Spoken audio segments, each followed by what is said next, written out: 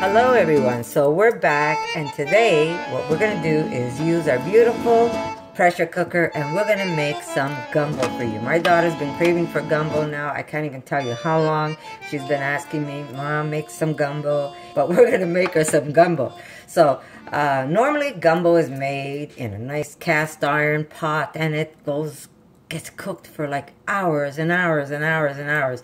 But because I know that a lot of you work, you don't have time to make these long dishes, we're gonna make gumbo in no time at all. So we're gonna start off with some olive oil, and to this, well, let's start by putting our, okay, so here we are. We're gonna start with saute, and that's gonna give us enough time to start doing what we have to do. So now, first, while this is warming up, I'm going to show you. Here we go. While this is sauteing, I'm going to show you what I'll be using. So we're going to warm that up. Okay, so I didn't have any seitan ready, so I'll show you what I'm using. I get this down in the plateau area. The place is called Paradis. And this is a beautiful, this is one of my daughter's favorites anyhow. So this is what I'm going to be using, what they call their chicken. I'm going to be using their shrimp also, same place. And everything is frozen, but that's okay. It's going to work just as well in a dish. I didn't have any of these thawed out, but I'm going to be using my chicken pieces. I'm going to be using my shrimp. And because we don't eat lobster or crab, I've got what you call lobster mushrooms. And I hydrated it with some water. So this is what I'm going to be putting in my gumbo along with some vegetables. But yes, if you want, if you're in Montreal, if you go down to Paradis, this is in the plateau area. I'll put a link for you. And you could buy what they call their chicken meat and their shrimp right there at their store. So I'm going to put this aside, and we're going to start off. And we put some olive oil, and that'll be about maybe 2 or 3 tablespoons of olive oil. And we're going to start browning this meat and our shrimp. And to this, we're going to add, now I've got some natural brown sugar. And I'm going to put a little piece, but you could put a little bit of brown sugar to that. Okay. So we've got our meat. We've got our shrimp. And I'm also going to cut up some sausage. Now, I know this is a lot, but it's okay because, you know, if you make a lot, you could always bring lunches. You put some back in the freezer, and you can make little like TV dinners for yourself. So if you're ever hungry, all you have to do is basically pull out a little bit. So I've got my daughter helping me cut some onion, because this really doesn't take long. So we've got some sausage we're going to throw in there, and of course, you know, this is vegan sausage, guys. And if you want some of my recipes, you can just simply go to my YouTube and look up some sausages. I've got some there. I've got Italian sausages. This is what I'm using right now. Or you could do apple sage. We're just gonna saute this a bit.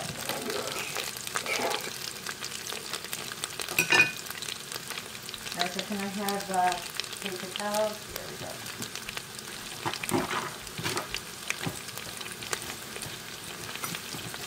And to this, we're going to crush some garlic.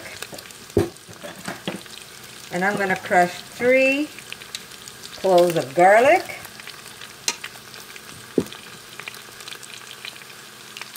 Oops, sorry guys.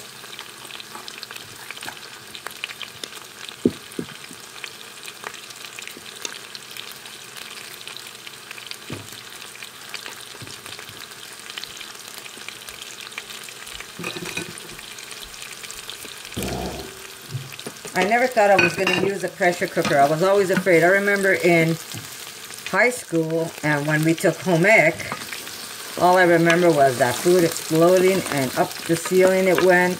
And it was like, oh my God, somebody used a pressure cooker today. So it was pretty scary. So I never wanted to use one. Okay, a little more oil.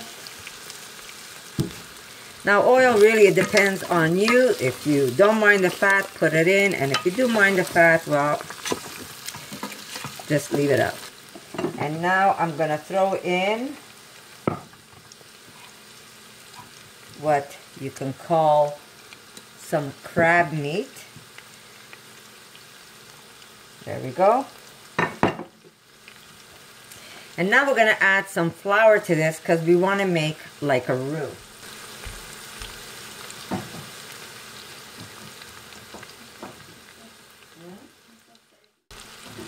And remember, if you find that it got too thick on you, don't worry about it.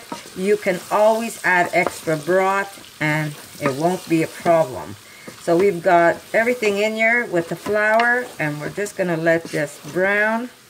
I'm going to add some Worcestershire sauce to this, and I make this, so if you want also how to make it, you can just check, or I'll put some links for you at the bottom of my, at the end of the video. If you go all the way to the end of the video, you'll see there will be a link for you.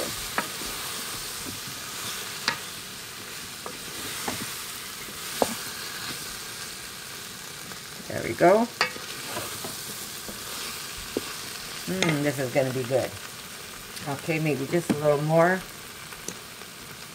And this also adds color to your food, which is great. Now you can add some diced tomatoes, but I'm just going to add some cherry tomatoes to this dish. And I'm using just a small package.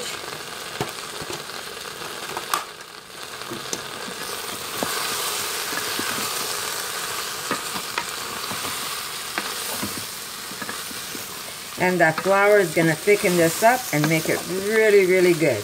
Now we're going to add some liquid smoke. Yes, Erica? Thank you. This kind of helps make it that taste that you have if you're using a nice cast iron pan over a fire, over a flame. It gives it that authentic taste.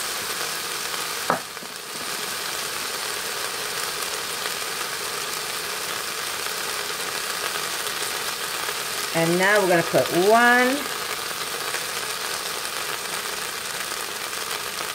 about 2 tablespoons of Cajun spices. I'm going to try and make one for you guys. This is a bought one, but I'll see if I can try and reproduce it for you. Okay, ready?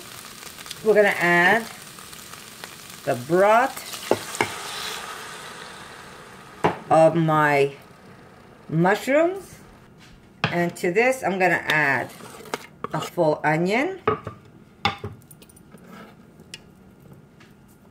I didn't have any green peppers, so I'm using orange, but if you have green, you can use green. I'm adding celery.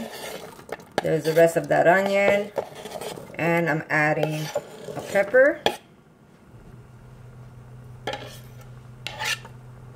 There we go. Basically, it's a Cajun stew with lots of good stuff to it.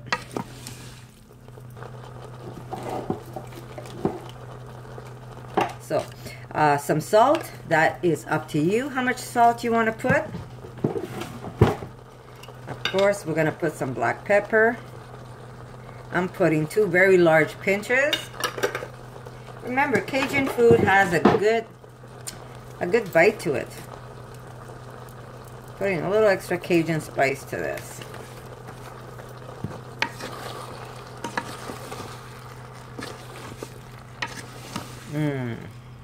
Can you say this is going to be delicious? And now we're going to cover it with broth. I'm using some bought broth that I have, and it's mushroom, but you can use veggie if you want.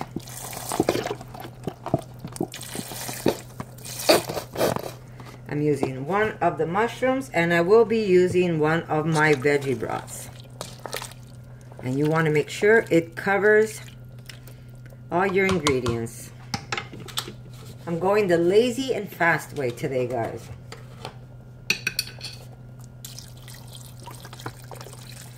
So I'm just going to use maybe half of this.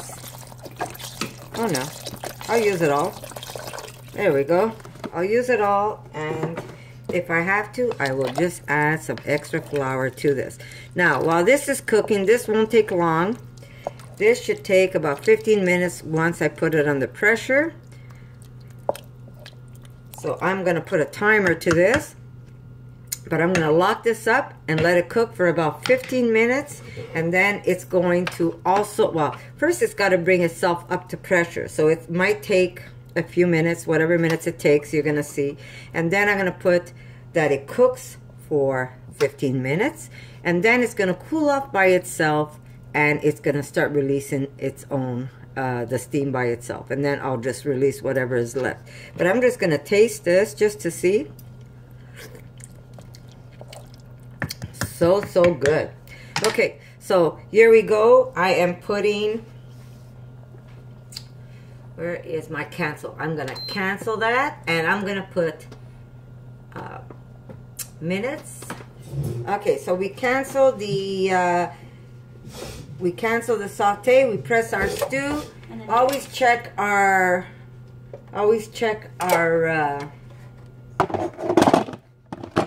seal. Okay, guys, so always make sure to check your seal on your lid, because you want to make sure that it seals correctly, and then also make sure that it is on lock, and then you put your lid and close it and let it do its thing. It's going to preheat by itself, and when it reaches its pressure point, it will cook for the 15 minutes that I asked it to cook for. And then it's going to just release steam itself, and it's going to release the pressure, and then I will take this and turn it over to release it myself to make sure that everything is gone from the pot, and then I'll be able to open it. So I'll see you in a bit, guys.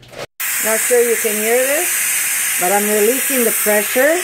It's already been releasing it on its own for 14 minutes, and it automatically goes into warm.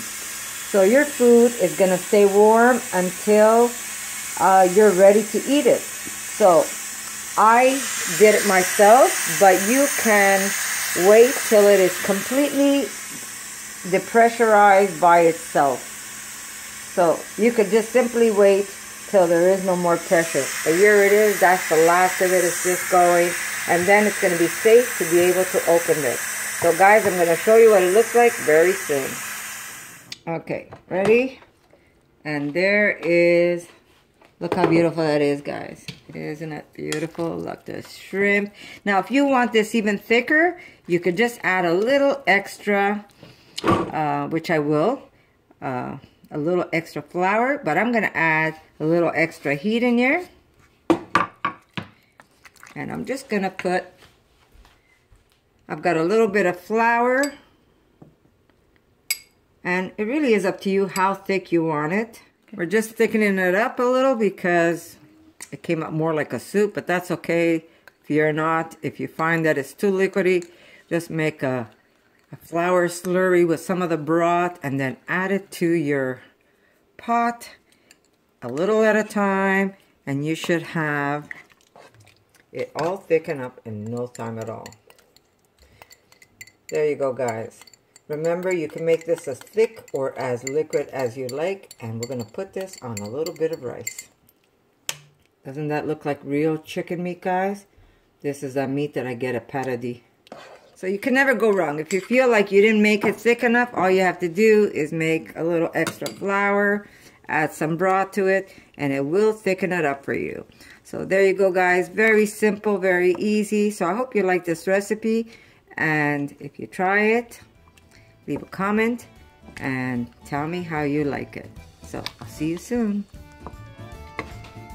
So here we go.